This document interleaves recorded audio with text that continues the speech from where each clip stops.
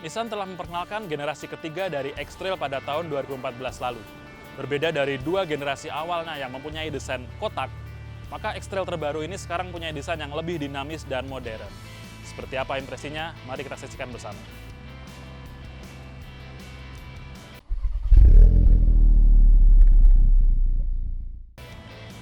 Dari desainnya bisa Anda lihat bahwa Nissan X-Trail mempunyai grill berbentuk V khas Nissan, ya V-shape. Selain itu juga penggunaan LED DRL berbentuk bumerang yang membingkai lampu proyektornya. Dia juga mempunyai sepasang fog lamp di bagian bawah. Dan jika Anda lihat dari samping, maka terlihat sekali bahwa generasi ketiga dari X-Trail ini jauh lebih dinamis daripada generasi pendahulunya. Dan pada spionnya, Anda akan mendapati dua buah kamera, yaitu pada masing-masing spionnya, yang mana itu nanti akan membantu dalam fitur all round view-nya. Fitur tadi menempatkan kamera juga pada logo Nissan di depan.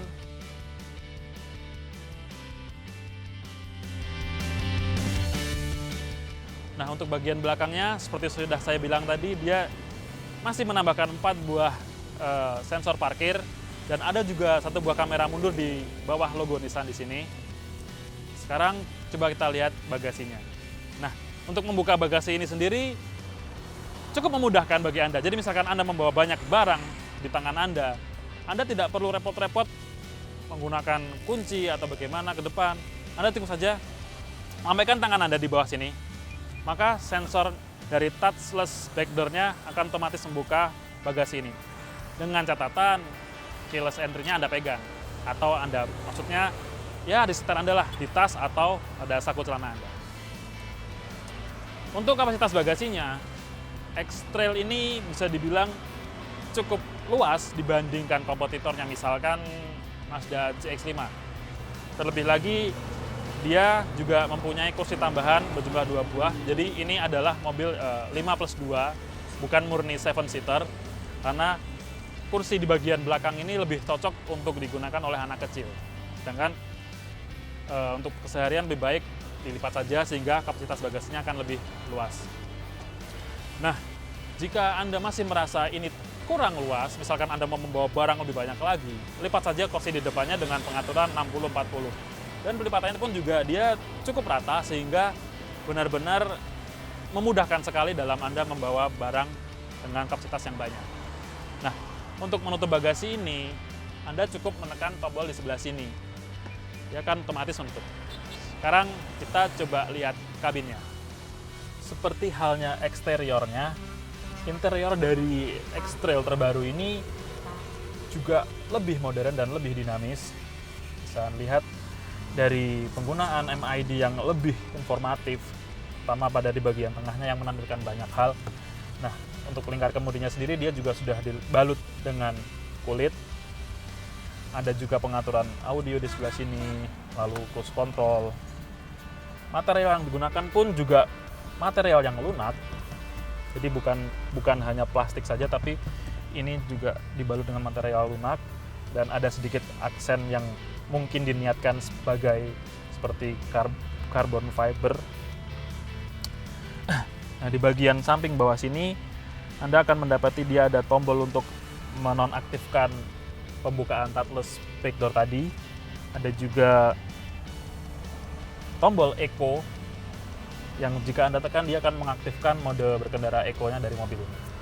Nah, untuk head unitnya sendiri sudah memakai in-dash, dan yang spesial dari sini adalah adanya fitur round view monitor, yang mana merupakan hasil tampilan dari berbagai macam kamera yang tadi ditampilkan pada bagian depan, lalu spion dan bagian belakang.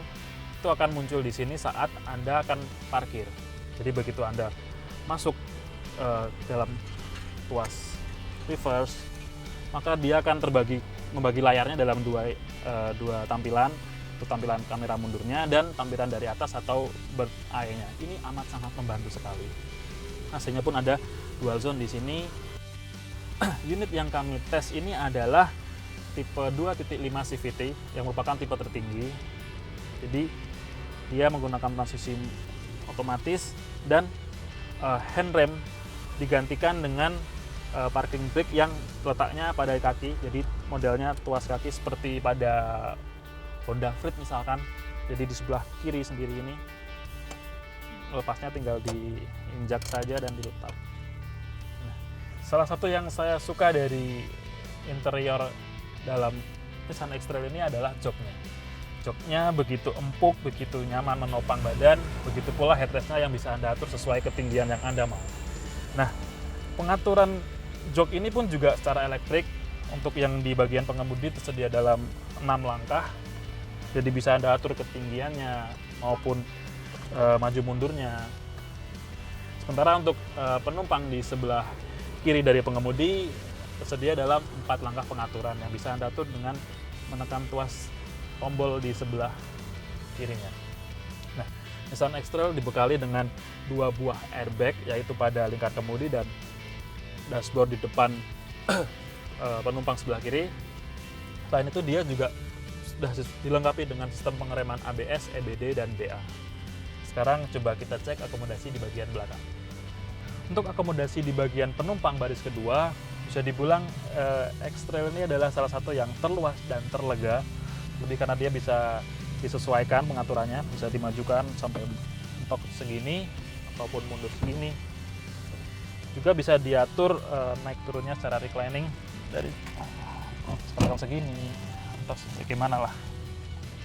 Dia juga sudah mempunyai headrest pada masing-masing kursinya dan juga dibekali dengan seatbelt 3 titik dan fitur ISOFIX sebagai standar. Lalu jika pada penumpang bagian tengah ini tidak ada penumpangnya misalkan, Anda bisa menariknya dari sini. Sayangnya masih di plastik ya. Jika Anda tarik, dia bisa menjadi armrest ataupun cup holder. Bicara soal cup holder, saya agak kelupaan. Tadi di bagian depan ada cup holder di konsol tengah, yang mana jika Anda menaruh minuman di situ, dia bisa bertahan dingin karena dia memiliki ventilasi AC di bagian cup holder tersebut. Nah, ada juga AC di bagian sini. Nah, oke, demikianlah legroom dan headroomnya cukup luas dan paling lega mungkin. Nah, untuk informasi lebih lanjut dari mobil ini Anda bisa melihat di web kami di www.autotainment.com. Follow juga akun sosial media kami. Please like and subscribe channel YouTube kami juga. Sekarang kita coba jalan.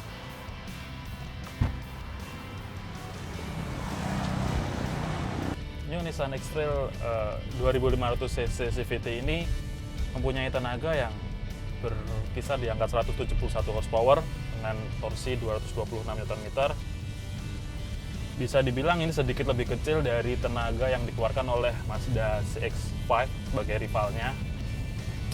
Memang untuk besaran tenaga dan akselerasi dari X-Trail ini memang sedikit lebih kecil dari Mazda CX-5, karena akselerasi dari Mazda CX-5 dari 0 sampai 100 km per jamnya dapat ditempuh dalam waktu 8 detik, sedangkan untuk mobil ini sekitar 9 hingga 9,5 detik.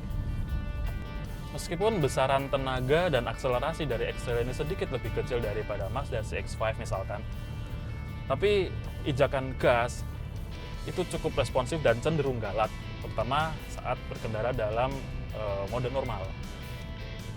X-Trail juga dibekali dengan Eco Mode, yang mana jika Anda aktifkan yaitu dengan menekan tombol di sebelah kanan dari pengemudi agak ke bawah sedikit ini, dia akan mengurangi output tenaga dari mobil ini.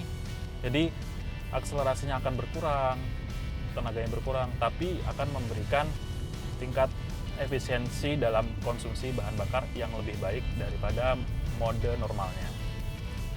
Bicara suspensi, banyak orang bilang X-Trail yang lama terkenal dengan tingkat suspensi yang empuk. Nah, bedanya untuk di X-Trail yang terbaru ini, keempukannya agak sedikit berkurang, jadi dia sedikit lebih kaku, sedikit lebih keras. Tapi untuk dalam perkotaan ini masih bisa dibilang sangat empuk, masih bisa dibilang nyaman. Ya, tingkat kekakuan tadi berimbas pada handling yang lebih stabil daripada generasi sebelumnya. Dia juga lebih minim body roll-nya. All New X-Trail mempunyai fitur Active Ride Control yang membantu sekali saat Anda melaju di atas jalan bergelombang atau polisi biru misalkan. Jadi dia akan mengoptimalkan kinerja mesin dan pengereman sehingga meskipun suspensinya kaku, dia akan teredam dengan cukup baik sehingga di dalam kabin akan tetap terasa nyaman. X-Trail terbaru ini juga mempunyai active traction control yang berfungsi untuk mencegah understeer saat Anda berbelok atau menikung dalam kecepatan tinggi. Ya, mungkin bisa dibilang semacam stability control ya. Ada juga vehicle dynamic control yang berfungsi untuk mencegah terjadi understeer atau oversteer saat Anda mendadak harus terpaksa bermanuver. Sebagaimana rival-rivalnya, dia juga mempunyai hill assist yang membantu sekali saat Anda berhenti di tanjakan sehingga mobil ini tidak mundur. Kekedapan kabin dari X-Trail ini amat sangat kedap. Jadi suara dari luar, kendaraan dari sekitar maupun suara road noise-nya teredam dengan baik. Transmisi CVT dari X-Trail ini juga dapat dioperasikan dalam mode manual 6 percepatan, yaitu dengan menggeser tuas persnelengnya ke sebelah kanan.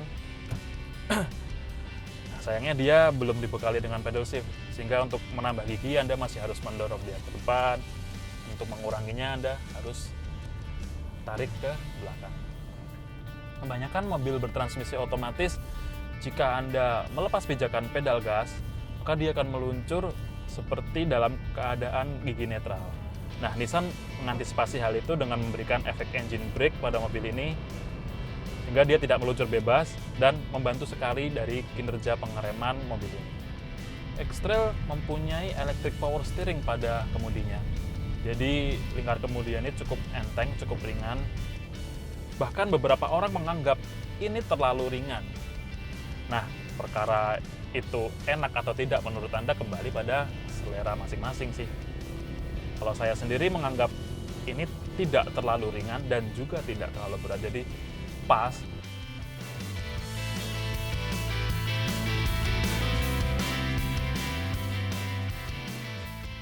Dari hasil tes drive tadi dapat disimpulkan bahwa mobil seharga Rp445 juta ini cukup value for money. Terlebih dengan adanya desain yang lebih dinamis dan modern daripada pendahulunya, serta fitur-fitur yang canggih di kelasnya membuat mobil ini layak untuk Anda pertimbangkan jika Anda sedang mencari mobil di kelas medium SUV. Sekian dari kami, sampai jumpa dalam review selanjutnya.